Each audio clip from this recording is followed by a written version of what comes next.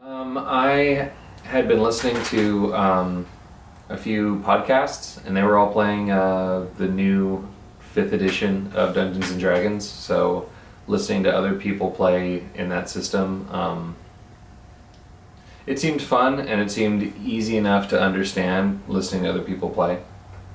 So I went with that one, and it was new, so I figured no one else would be any better at it than I was. So.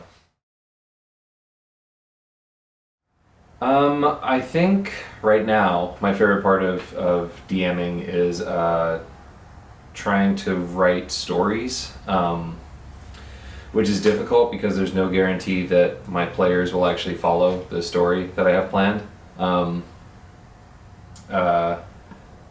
which makes it a challenge to try and come up with a bunch of different ways that the story could go and try and plan them all out in my head. So I like doing that and having to come up with a whole bunch of different options, and then when something winds up going how I didn't plan, then I have to think up a bunch of new options before the next time we play.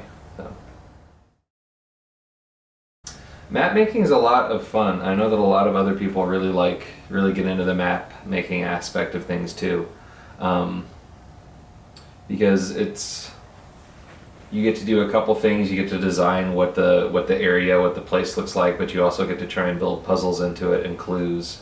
And when you're making a map, you're not just making a place where your players will fight monsters or solve puzzles.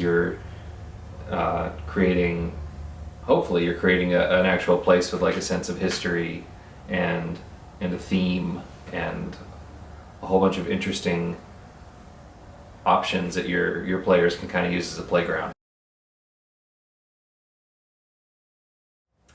I'm enjoying it quite a bit. We've only been doing it about a year. It's still kind of stressful because I tend to over prepare for every single session. So I have more fun when I'm not stressing out about preparing a bunch of stuff, and when I can work ahead a little bit, but I'm still enjoying it quite a bit.